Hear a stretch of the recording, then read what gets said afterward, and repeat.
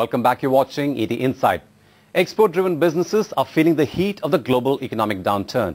But companies catering to the domestic market aren't really all that better off either. That's because high interest rates and high inflation are hurting private consumption. And the Reserve Bank of India says that the going will get worse here on. So what are marketers in India doing to beat the blues? Asha Gopalakrishnan has the answer.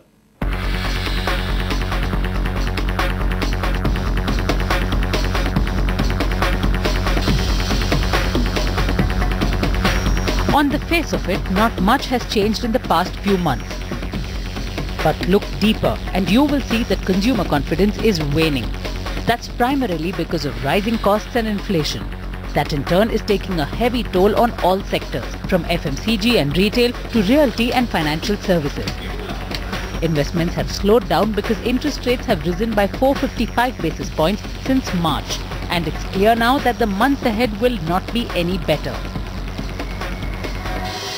We continue to expect that inflation is likely to remain high and moderate only towards the latter part of the year to about 7%. Let's start from the bottom. Until now, rural India had kept the cash registers of marketers ringing in the worst times. But that also blurred the line dividing rural and urban India.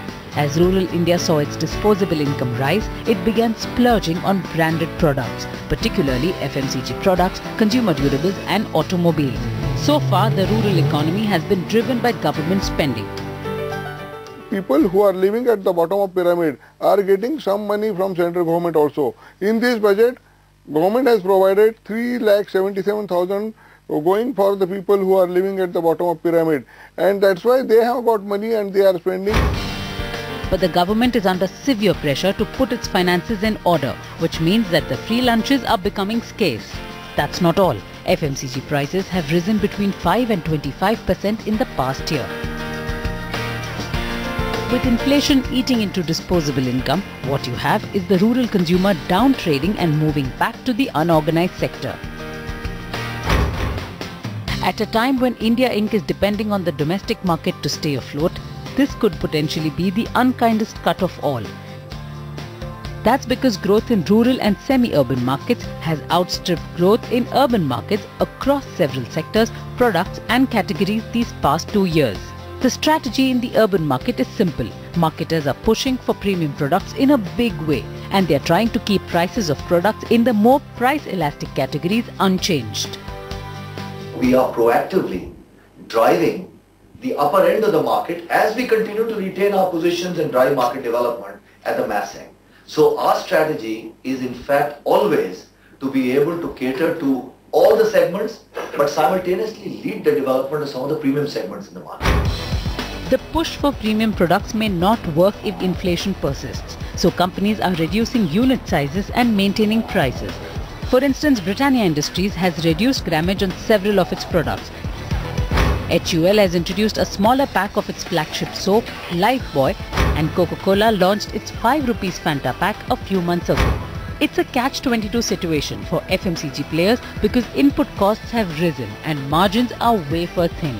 Prices simply cannot be slashed any further, especially in the high-volume, low-margin categories.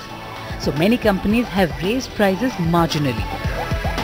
As far as pricing is concerned, we are clear if we see a significant decrease in input costs, we'll pass some of them down in our recruiter packs because we believe that at the end of the day we are in for a long-term consumer franchise game. India is a growth story. However, as of now, we don't see any pricing action happening in the immediate term. So we have already taken a price increase in the month of August, which is about 3%. So we are done with the price rise for the year, unless the input cost really goes up in the second or the third or the fourth quarter. But as of now, we have increased the prices in August. Ditto with consumer durables that are feeling the heat due to rising steel and metal prices. LG India has raised prices of home appliances by 5 to 8% in the first quarter of this fiscal, and Samsung has raised prices of refrigerators by about 20% in the past year. Consumer durable companies expect demand to slow down further. But the sector that has been hit the hardest is that of core industries, including metals and mining, cement, steel, power, ports and roadways, and oil and gas. Rising costs, higher cost of capital and cumbersome laws are making it difficult to do business in India. Input cost is rising and there is no corresponding increase in the purchasing power in the hands of people. So prices are not rising correspondingly, resulting in fall in profits, lower cash flow in the hands of industry. So that's another worry. And another major worry is energy basket. Inquiries are there in the market. Order finalizations are very slow to come by. That is the first part. We already have orders on hand. It's not a major difficulty to pass through the current year. But if orders don't get finalized in the rest of the coming year, it may have an impact on the top line of the company for the next year. The most cumbersome of laws are related to land acquisition. According to Projects Monitor, a magazine that tracks big-ticket projects, between April 2010 and May 2011, 692 infrastructure projects worth 1.72 lakh crore rupees were stalled. Next in line is the controversial issue of environmental clearances. Streamlining land acquisition and environmental clearances is critical, but there's little that companies can do to fight this. The government needs to ask and introspect on why Indians are not investing in India. The fact is, and as we know, large projects need a plethora of approvals from different bodies, almost making it seem like a new avatar of the license Raj. The policies and the rules of the game are not clear and change far too often, and it can take years before a project can actually get off the ground.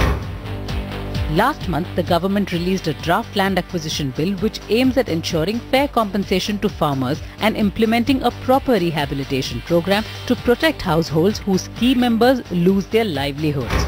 The bill is at the top of the government's agenda in the ongoing session of the parliament. This time around too, infrastructure will play a key role in beating the global blues. From infrastructure to realty, which has seen prices of raw materials like cement and steel rise between 20% and 100%.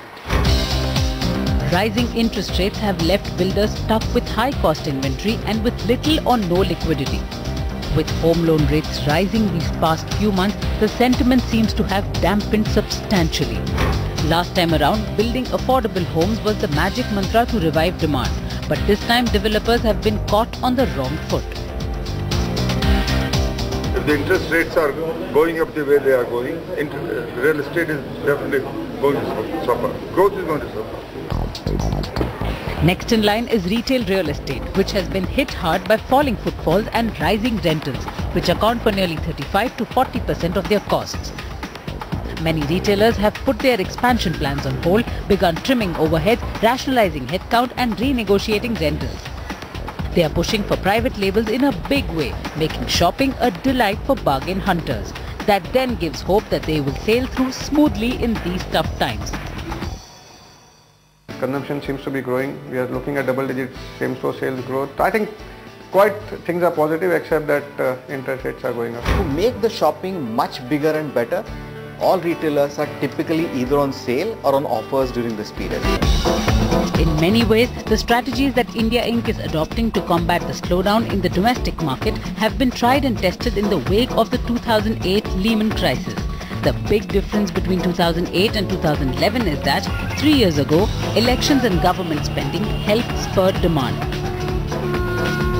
This time, India Inc. has to prove its mettle by itself. If global commodity prices fall and India has a good monsoon, then the going for India Inc. may be better than expected. But that's all in this episode of ET Insight.